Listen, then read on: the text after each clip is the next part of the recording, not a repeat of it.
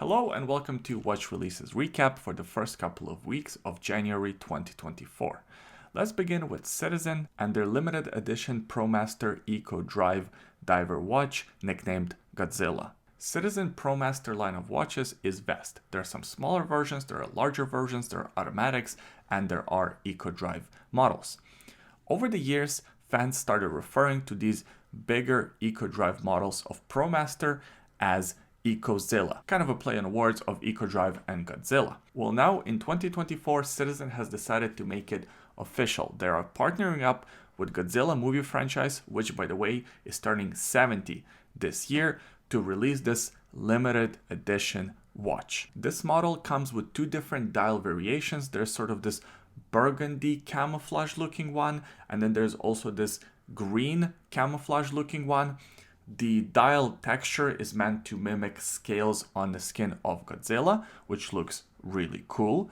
I also love the fact that they still went with this ridiculous oversized case diameter. These watches are over 48 millimeters in diameter, they're over 18 millimeters in case thickness. It feels like you have a Godzilla on your wrist. I am usually not a big fan of big watches, but I don't know, I think there's something really cool about this one specifically. I don't mind it at all. In fact, I like it quite a bit. They also went with all black case finish, which fits the aesthetic of this sort of Godzilla looking watch. And I think an all black aesthetic kind of shrinks the watch almost. So I wouldn't be surprised if these watches actually were smaller than they actually are.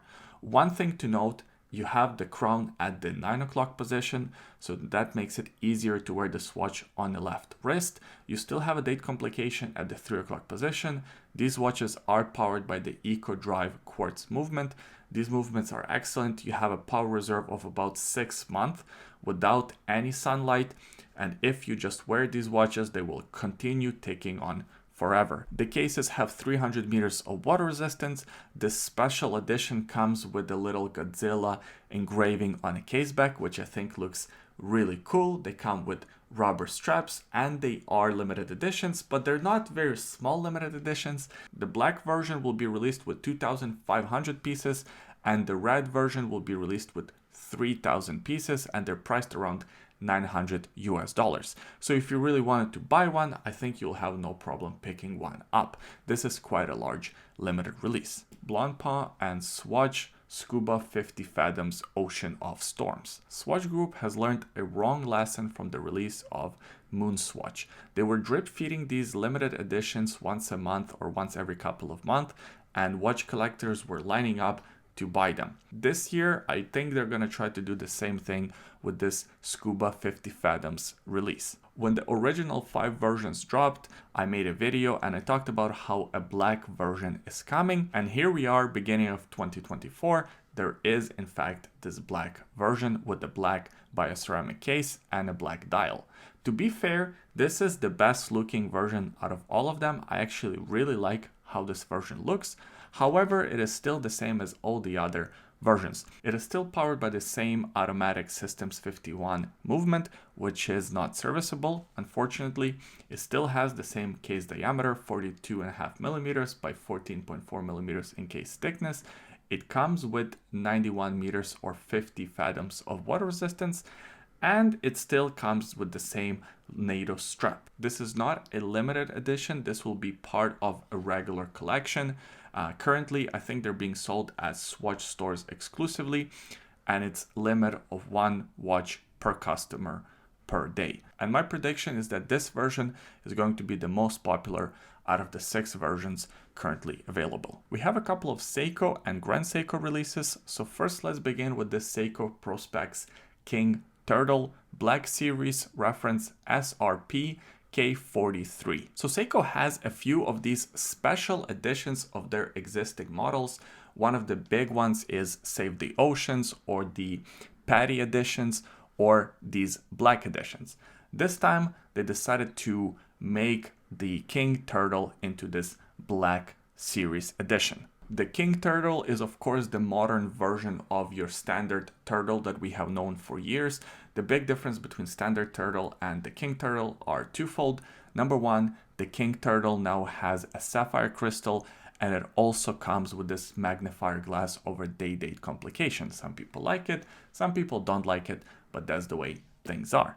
Well, this new version is sort of the same as your standard King Turtle. It comes in the same case diameter, 45 millimeters by 13.2 millimeter thickness, although don't let that case diameter scare you off.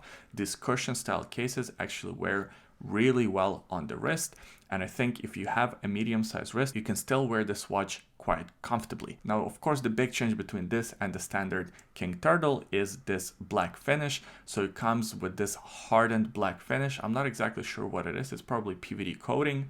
It looks very good. It also comes with the black matte dial and these green indexes. They are very well loomed, and there is a lume pip on the bezel. I think this Black Series version looks excellent. I also love the fact that they color matched the date wheel to the color of the dial. It's not a limited edition, so you should be able to pick one of these up from your local Seiko dealer, and the price of them is €800, although just like any other Seiko, in a few months we're going to start seeing them on the gray market at a great discount. The next Seiko release we're going to talk about is this Europe exclusive Seiko Prospex reference SRPK 77. This watch is part of Seiko's Prospex Land series. Is this weird line of watches that has Seiko Turtle watch cases with 200 meters of water resistance and that cushion style. But these watches don't have diver style bezels, even though they look like diver watches.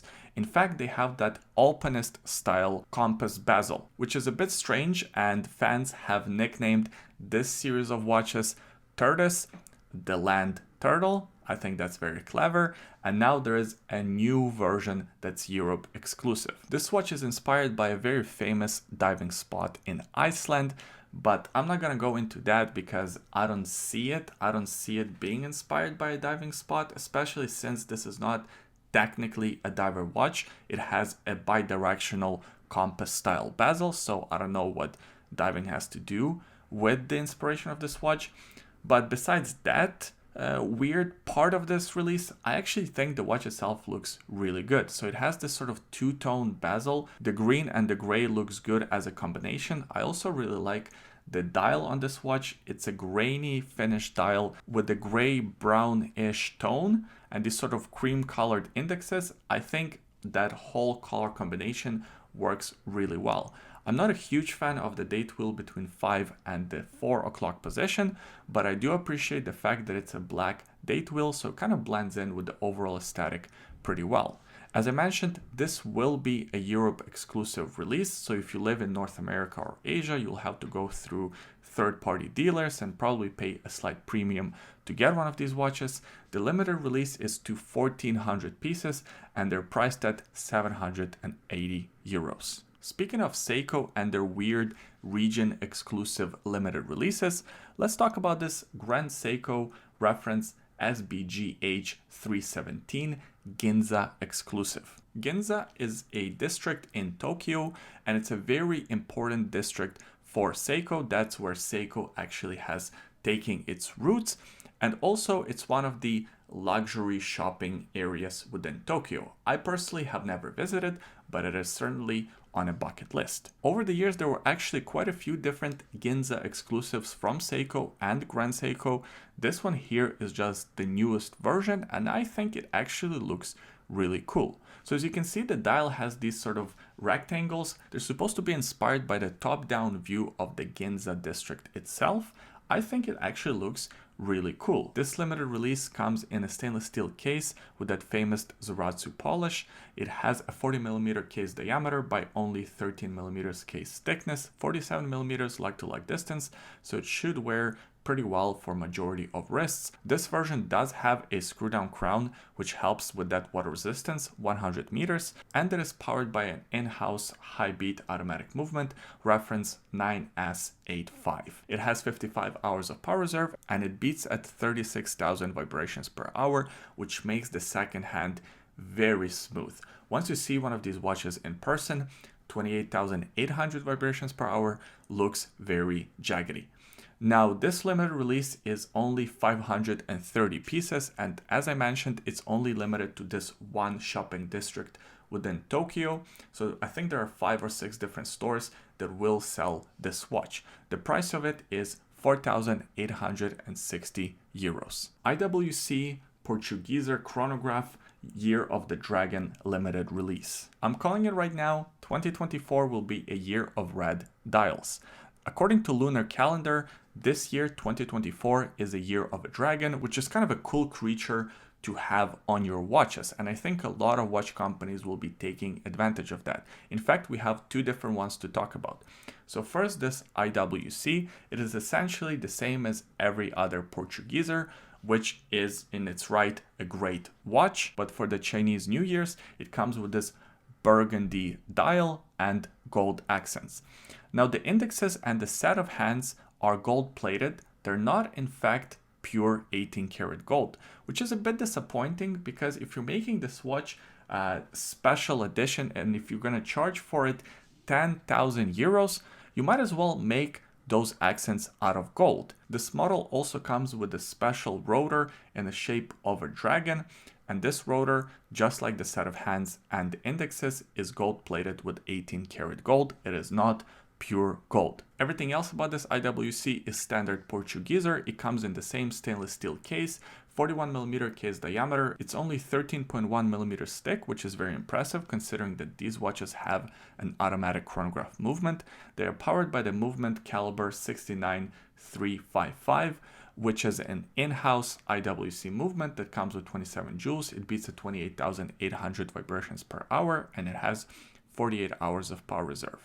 As I mentioned, these watches are priced at 10,000 euros and they are limited to 1,000 pieces. The next watch company to release a special edition Chinese New Year watch is Longines with their new heritage flagship Moonphase Year of the Dragon limited edition. In 2023, Longines has released this really cool line of watches, flagship heritage with a Moonphase. I really praised this model. I think it looks great. It comes with a very reasonable size, 38mm in diameter, only 12.4mm case thickness, and it comes powered by the caliber L899.5 automatic movement, which beats at 25,200 vibrations per hour.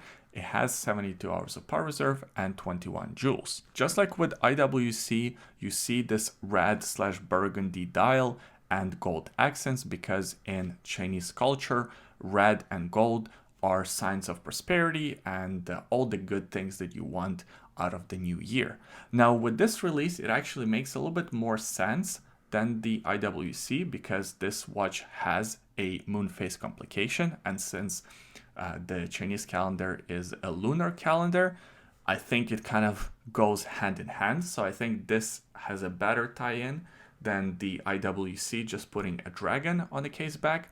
Speaking of dragons on the case back, this watch here also features an engraving of a dragon on its case back. It is not a dragon on a rotor, but this watch is considerably cheaper. They are priced at 3,250 euros. They're exclusive to Asian market, and they will be releasing 888 copies because 8 is a lucky number in Chinese culture. And that's it. Those were the releases that I wanted to highlight this week. Thanks for watching this video all the way until the end. Give it a thumbs up if you enjoyed it, subscribe to the YouTube channel, and leave a comment in the comment section below. Let me know what releases stood out to you, which releases you didn't really like. I always enjoy reading your comments. Thanks for watching this video, and we'll see you next time.